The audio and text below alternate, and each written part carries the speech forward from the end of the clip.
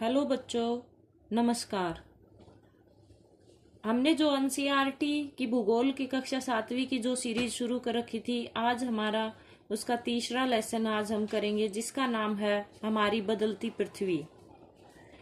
तो ये short notes के थ्रू मैं आपको करवा रही हूँ कवर। इसके बाद हम लेसन की रीडिंग भी करेंगे, मैं आपको रीडिंग भी करवाऊंगी अच्छे से बुक में।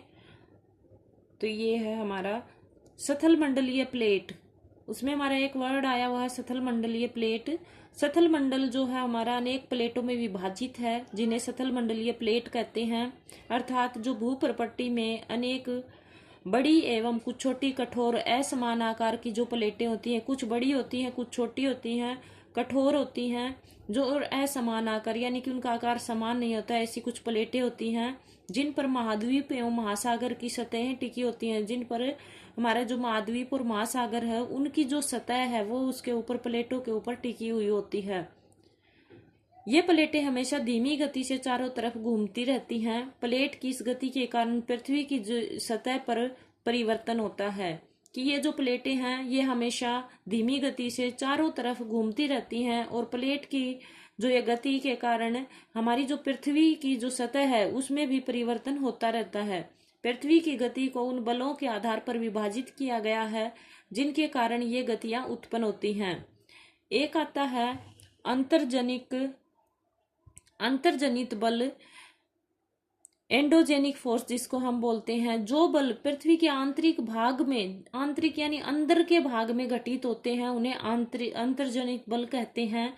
दूसरा है बहिर्जनिक बल, एक्सोजेनिक फोर्स इसको हम कहते हैं। जो बल पृथ्वी की सतह पर उत्पन्न होते हैं, ये तो हो गया अंदर आंतरिक भाग में घटित जो बल लगता है, और एक जो पृथ्वी की सतह के ऊपर जो बल उत्पन्न होता है उसे बहिर्जनिक बल कहते हैं।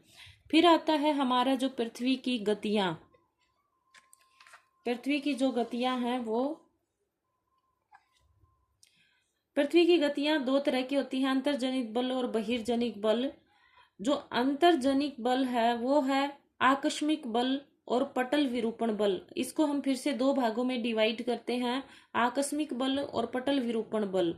जो आकस्मिक बल होता है उससे क्या क्या क्या हमारे घटित होती है, भूकंप आता है, ज्वालामुखी आती है और भूस्खलन होता है। और जो पटल विरूपण बल लगता है तो उसमें पर्वत निर्माणकारी बल होता है। पटल विरूपण बल, इसमें पर्वतों का निर्माण होता है। दूसरा जो बहिर्जनिक बल, ये नाम से ही प्रकट हो रहा है कि बहिर्जनिक बल क्या होता है, अपर्दन और निक्षेपण। जो बहिर्जनिक बल है, जैसे मिट्टी का अपर्दन अपने साथ कई जैसे हवा के द्वारा या पानी के द्वारा मिट्टी एक जगह से दूसरी जगह तक पहुंच जाती है, उसे अपर्दन कहते हैं। और दूसरी जगह जहां पर वो इकट्ठी हो जाती है वो निक्षेपण कहलाता है। इसमें आती है नदी का बहता हुआ, नदी या बहता हुआ जल है वो, पवन, समुद्री जो तरंग होती हैं वो, और हिमनद। ये पृथ्वी की गतियां अंतर्जनिक और बहिर्जनिक, और इसके कारण क्या क्या होता है ये मैंने इसमें बता रखा है। आकस्मिक का अर्थ होता है एकदम से, अचानक से। हमें भूकंप का पहले हम पता नहीं होता, ज्वालामुखी का, भूस्खलन का, तो ये एकदम से होती हैं ये क्रियाएं। और ये बहिर्जनिक जो बाहर हम पृथ्वी की सतह पर देख सकते हैं, अपर्दन होना और निक्षेपण होना, ये स्थलाकृतियां भी बनती हैं अपर्दन के द्वारा और निक्षेपण के द्वारा विभिन्न प्रकार की। फिर आता है इसमें हमारा एक ज्वालामुखी आया था जैसे।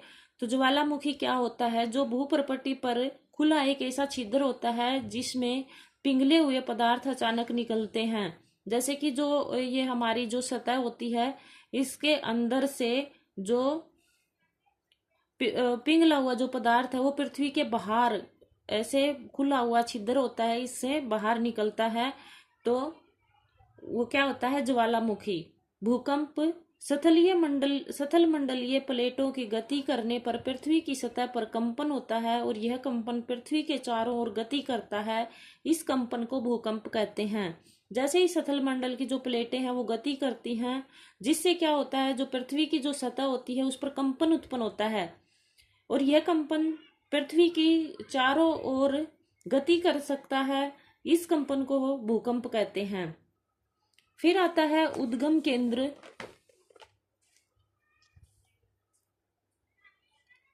उद्गम केंद्र भूप्रपट्टी के नीचे का वह स्थान जहां कंपन आरंभ होता है। कि भूकंप का ही आया है ये उद्गम केंद्र। उद्गम केंद्र क्या होता है, जो भूपरपट्टी के जो नीचे का जो स्थान होता है जहां से कंपन आरंभ होता है वह उद्गम केंद्र कहलाता है। इसका डायग्राम भी मैं आपके साथ शेयर करूंगी, भूकंप कैसे आता है। अधिकेंद्र, उद्गम केंद्र के भू सतह पर उसके निकटतम स्थान को अधिकेंद्र कहते हैं। अधिकेंद्र से दूरी बढ़ने के साथ भूकंप की जो तीव्रता है वो धीरे धीरे कम हो जाती है। जैसे कि आप मान लो कि यहाँ से भूकंप उत्पन्न हुआ है और भूकंप जैसे ही बाहर की तरफ जैसे तरंगे निकलती हैं, भूमि की जो सतह, ये वाली भूमि की जो सतह है, तो यहाँ पर ऐसे ऐसे जो तरंगे फैलती हैं, ये अधिकेंद्र होता है और ये उद्गम केंद्र होता है। अपक्षय अपर्दन नामक दो प्रक्रमों द्वारा जो दृश्य भूमि का विघटन कैसे होता है, ये आपका एक इसमें टॉपिक दे रखा है आपका एनसीईआरटी की जो बुक है 7वीं की तीसरे लेसन के अंदर। इसमें अपक्षय क्या होता है, पृथ्वी की सतह पर सैलों के टूटने से अपक्षय की क्रिया होती है। फिर दूसरा आता है कि अपर्दन क्या होता है, भूदृश्य पर जब जल, पवन एवं हिम जैसे विभिन्न घटकों के द्वारा होने वाले क्षय को अपर्दन कहते हैं। कि अपर्दन भूदृश्य पर जो जल या वायु के द्वारा या हिम के द्वारा, बर्फ के द्वारा, विभिन्न घटकों के द्वारा एक स्थान से दूसरी जगह पर जो मिट्टी या अनेक बहाकर ले जाई जाती है या इस दूसरी जगह निक्षेपित कर दी जाती है, उसे अपर्दन कहते हैं। उससे स्थलाकृतियां भी बनती हैं। फिर आता है हमारा अपर्दन और निक्षेपण के ये प्रक्रम पृथ्वी के धरातल पर विभिन्न स्थलाकृतियों का निर्माण करते हैं। कि कौन कौन सी स्थलाकृतियां होती हैं। नदी के कार्य, नदी के जल से भूमि का अपर्दन होता है। मैंने अभी आपको बताया कि जैसे ही नदी बहती है, जैसे ही वो कभी कम जल की मात्रा कम होती है तो वो कम क्षेत्र को अपने साथ प्रवाहित करती है, और जैसे ही कई बार वो चौड़ी हो जाती है, ऐसे विसर्प बनाती हुई, मार्ग का निर्माण करती हुई आगे बढ़ती है और भूमि का कटाव उसके साथ साथ होता रहता है। तो ये कौन कौन से नदी के क्या क्या कार्य है। नदी जलप्रपात बनाती है। जब नदी किसी खड़े ढाल वाले स्थान से अत्यधिक कठोर शैल या खड़े ढाल वाली घाटी में गिरती है, जैसे कोई भी खड़ी ढाल है, उस स्थान से अत्यधिक कठोर शैल या खड़े ढाल वाली घाटी में जब वो गिरती है तो वो जलप्रपात बनाती है। काफी ऊंचाई से जैसे पानी को गिराना, जैसे नरम जो प्लेटें होती है, जो नरम जो शैल होती है वो कट जाती है और कठोर शैल जो नहीं कटती वो आगे बढ़ी रह जाती है और उसके ऊपर से जल नीचे गिरता है तो वो जलप्रपात होता है।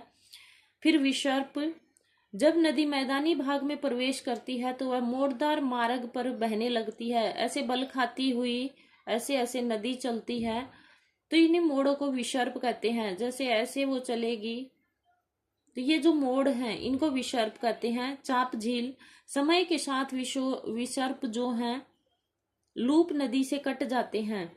ये जैसे ऐसे ऐसे नदी बह रही है ऐसे, तो समय के साथ क्या होता है कि नदी